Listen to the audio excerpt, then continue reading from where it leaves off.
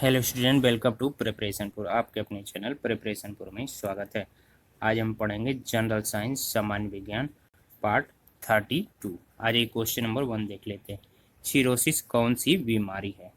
तो cirrhosis liver यानी यकृत संबंधित बीमारी है। इससे रिलेटेड जितनी भी जानकारी है उनको भी देख लेते हैं। तो यह कैंसर के बाद सबसे गंभीर बीमारी है जिसका इलाज केवल लीवर प्रत्यारोपण ही बचाता है। इस रोग में यकृत कोशिकाएं बड़े पैमाने पर नष्ट हो जाती हैं और उनके स्थान पर फाइबर तंतुओं का निर्माण हो जाता है। यकृत की बनावट भी असामान्य हो जाती है, जैसे ये है, जिससे क्या होता है, जिससे पोर्टल हाइपरटेंशन की स्थिति बन जाती है। लीवर सिरोसिस होने पर व्यक्ति स्वयं को बीमार महसूस करता है। शुरुआती चरण में कुछ खास लक्षण नहीं दिखते, लेकिन जैसे जैसे बीमारी बढ़ती है लक्षण दिखने शुरू हो जाते हैं। इसमें से कुछ प्रमुख लक्षण जैसे भूख कम लगना और ऊर्जा का कम होना यानी थकान, वजन में कमी या फिर अचानक वजन का बढ़ जाना, चोट के निशान की तरह शरीर पर लाल लाल चकत्ते, त्वचा में खुजलाहट, एड़ी के जोड़ पर एडिमा होना, सूजन होना तथा पैर और पेट में भी क्या सूजन के लक्षण दिख सकते हैं। मूत्र का रंग भूरे या संतरे रंग का होना, मल का रंग बदल जाना, भ्रम निर्णय स्थित भ्रांति जैसी स्थिति का होना या फिर व्यक्तित्व में अन्य कई तरह के बदलाव आना, मल में रक्त का आना, बुखार होना इत्यादि लीवर सिरोसिस की पहचान।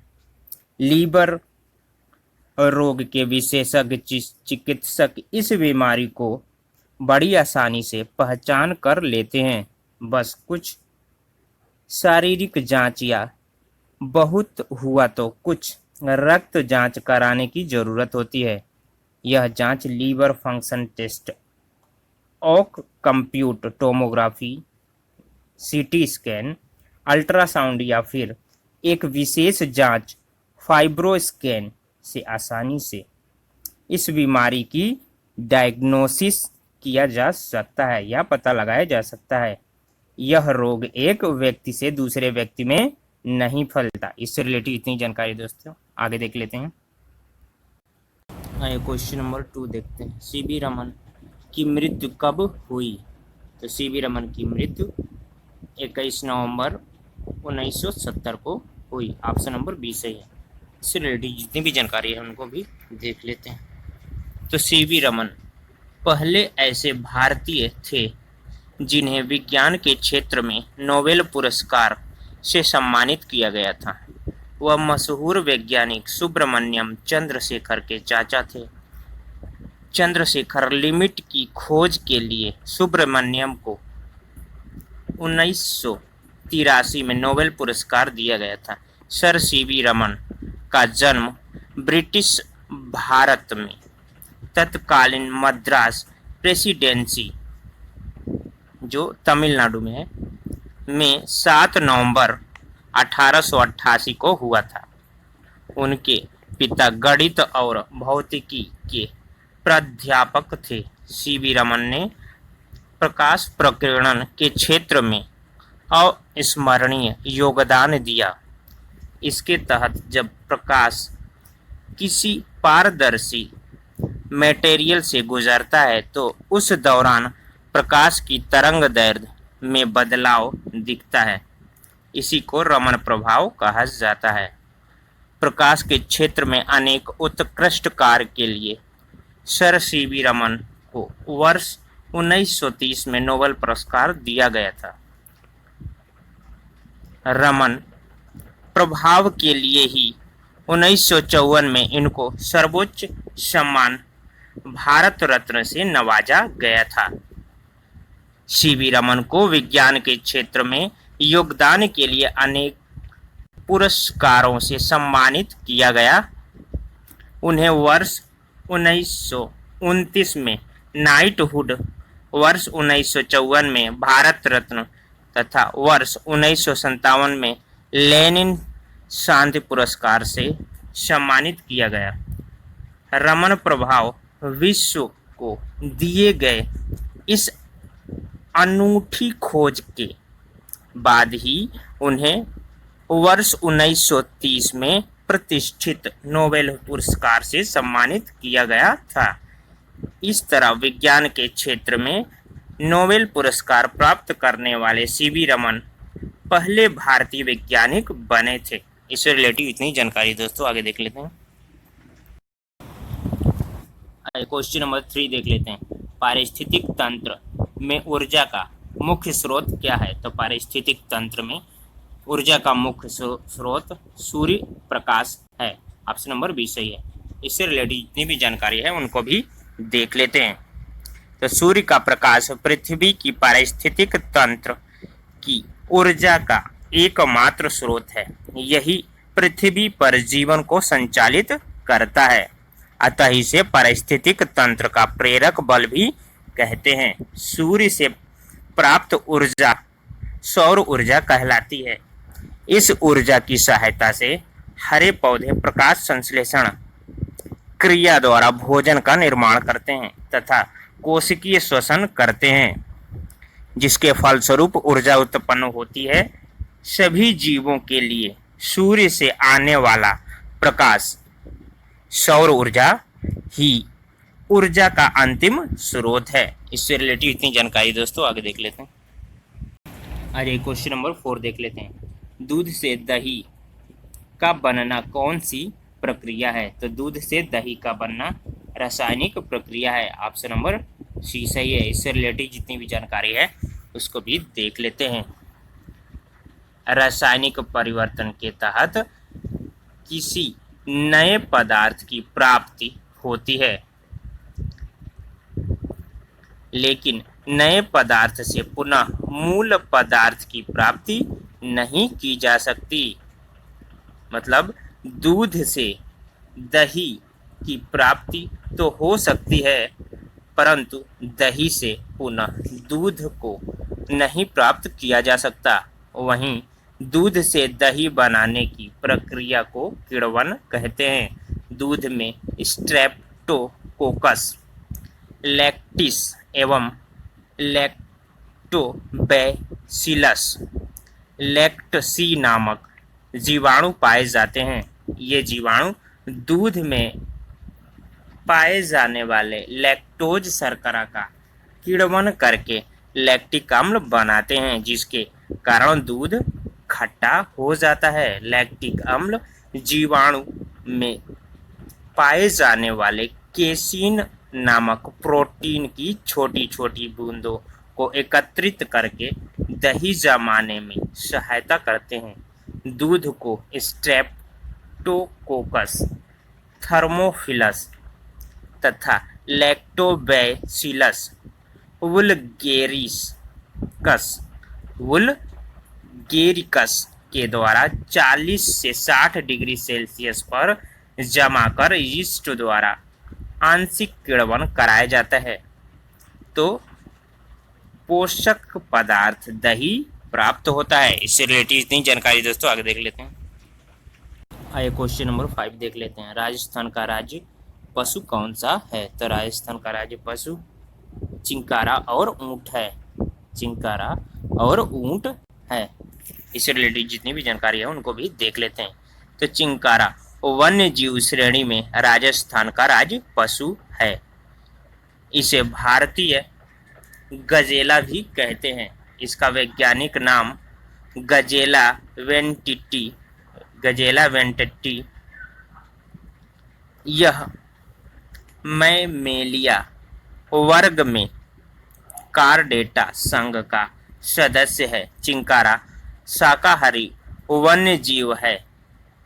चिंकारा के सींग छल्लेदार होते हैं। यह एंटीलोप प्रजाति का जीव है, जबकि ऊंट पशुधर श्रेणी में राजस्थान का राज्य की पशु है। 31 जून 2014 को बीकानेर में हुई कैबिनेट ने ऊंट को पशुधन श्रेणी में राज्य की पशु घोषित किया। इसकी अधिसूचना 19 सितंबर 2014 को जारी की गई। ऊंट को रेगिस्तान का जहाज कहा जाता है। यह मरुस्थल की कठिन परिस्थितियों में भी आराम से रहता है। ऊंट की पालक जाति रैबारी होती है। देश में राजस्थान में सर्वाधिक संख्या में ऊंट पाए जाते हैं। राजस्थान में सर्वाधिक ऊंट बाड़मेर व बीकानेर में पाए जाते हैं। सिंधी, अलवरी व कच्छी ऊंट की कुछ किस्में हैं। ऊंट का वैज्ञानिक नाम केमेलस है। इसकी पीठ पर क्या होता है? कुबड़ होता है। इससे रिलेटेड इतनी जानकारी दोस्तों, आगे देख लेते हैं। आइए देख लेते हैं क्वेश्चन नंबर 6। अंतःश्वसन की क्रिया कहाँ होती है? तो अंतःश्वसन की क्रिया ऊतकों में होती है। ऑप्शन नंबर सी सही है। इससे रिलेटेड जितनी भी जानकारी है उनको भी देख लेते हैं। तो अंतःश्वसन या कोशिकीय श्वसन सजीव कोशिकाओं या ऊतकों में भोजन के ऑक्सीकरण के फलस्वरूप ऊर्जा उत्पन्न करने की क्रिया को कहा जाता है। यह एक ऐसी प्रक्रिया है जिसमें श्वसन की क्रिया ऑक्सीजन की उपस्थिति या अनुपस्थिति दोनों दशाओं में संपन्न होती है। यह एक जटिल जैव रासायनिक प्रक्रियाओं की एक श्रृंखला होती है जिसको प्रमुख रूप से 2 चरणों में बांटा जाता है, यथा ग्लाइकोलाइसिस तथा क्रेब्स या सीट्रिक चक्र है। इससे रिलेटेड इतनी जानकारी दोस्तों, आगे देख लेते हैं। आइए क्वेश्चन नंबर 7 देख लेते हैं। कीटाणु कोशिकाएं किस प्रक्रिया द्वारा बनती हैं? तो कीटाणु कोशिकाएं मियोसिस प्रक्रिया द्वारा बनती हैं। ऑप्शन नंबर ए सही है। इससे रिलेटेड जितनी भी जानकारी है उनको भी देख लेते हैं। तो कीटाणु कोशिकाएं जिस प्रक्रिया द्वारा बनती हैं उसे मियोसिस कहा जाता है। मियोसिस की खोज सर्वप्रथम बीजमैन ने की थी, लेकिन इसका नामकरण फार्मर एवं मूरे ने किया। यह विभाजन केवल जनन कोशिकाओं में होता है। इसके गुणसूत्रों की संख्या आधी रह जाती है। गुणसूत्रों की संख्या का आधा होना युग्मकों के निर्माण के समय होता है। युग्मक के निर्माण के समय होता है, जिनको युग्मक जनन कहते हैं। युग्मकों में समान गुणसूत्र संख्या आधी ही मौजूद होती है, इसलिए इसे अगुणित कोशिका कहते हैं। इससे रिलेटेड इतनी जानकारी दोस्तों, आगे देख लेते हैं।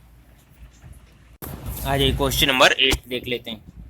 तो गॉबलेट कोशिकाएं क्या हैं? तो गॉबलेट कोशिकाएं म्यूकस या श्लेष्मा उत्पन्न करती हैं। इससे रिलेटेड जितनी भी जानकारी है उनको भी देख लेते हैं।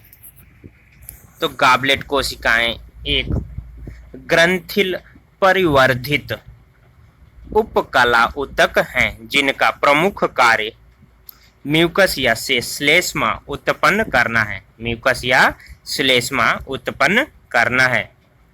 गॉबलेट कोशिकाएं आंत्रिय एवं श्वसन प्रणाली में पाई जाती हैं। इनके द्वारा स्रावित म्यूकस विभिन्न प्रकार रासायनिक विकृति तथा श्वसन प्रणाली से बाहर से आने वाले सूक्ष्म जीवों एवं पार्टिकुलेट मेंटर को छानने का कार्य करता है। इससे रिलेटिव इतनी ही जानकारी दोस्तों, आगे देख लेते हैं। आज ये क्वेश्चन नंबर 9 देख लेते हैं। मनुष्य के जीभ में कड़वाहट की संवेदना किस भाग से होती है? तो मनुष्य के जीभ में कड़वाहट की संवेदना पिछला भाग से होती है, बीटर। इससे रिलेटेड जितनी भी जानकारी है उनको भी देख लेते हैं। तो जीभ के ऊपरी सतह पर कई छोटे छोटे अंकुर होते हैं जिन्हें स्वाद कलियां कहते हैं। इन्हीं स्वाद कलियों द्वारा मनुष्य को भोजन के विभिन्न स्वादों जैसे मीठा, खारा, कड़वा आदि का ज्ञान होता है। जीभ के अग्र मतलब अगले भाग से मीठे स्वाद का, पश्च मतलब पिछले भाग से कड़वे स्वाद का तथा बगल के भाग से खट्टे स्वाद का आभास होता है। इससे रिलेटेड इतनी जानकारी दोस्तों आगे देख लेते हैं। आइए क्वेश्चन नंबर 10 देख लेते हैं। तो लाख कीट का वैज्ञानिक नाम क्या है? तो लाख कीट का वैज्ञानिक नाम टैकार्डिया लैका है। ऑप्शन नंबर बी सही है। इनसे रिलेटेड जितनी भी जानकारी है उनको भी देख लेते हैं। तो लाख के कीट अत्यंत सूक्ष्म होते हैं तथा अपने शरीर से लाख उत्पन्न करके हमें आर्थिक सहायता प्रदान करते हैं। मादा कोष से अनगिनत शिशु कीड़ों का निकलना लगभग 34,000 लाख के कीड़े 1 किलोग्राम रंगीन लाख तथा 14,400 लाख के कीड़े 1 किलोग्राम कुसमी लाख पैदा करते हैं। लाख के कीट के एक से अधिक पोषक पौधे होते हैं। भारत में बबूल, बेर, कुसुम, पलाश, घोंट, खैर, पीपल, गूलर, पकड़ी, पुतकल, आम, साल, शीशम, अंजीर आदि वृक्ष लाल कीट के पोषक हैं। लाख की गुणवत्ता पोषक पौधे की किस्म पर निर्भर करती है। खैर, कुसुम और बबूल के वृक्षों पर पले कीटों में उत्तम प्रकार का लाख बनता है। पलाश और बेर पर एक विशेष प्रकार का लाख उत्पन्न होता है जिसे कुसमी लाख कहते हैं। आज के लिए इतना ही दोस्तों। अगर वीडियो आपको अच्छी लगी हो तो वीडियो को लाइक कर दीजिए। चैनल पर नए हो तो चैनल को जल्दी सब्सक्राइब कर लीजिए। वीडियो को ज़्यादा से ज़्यादा शेयर करिए और हमें कमेंट करके बताइए वीडियो कैसा लगा। Thanks for watching.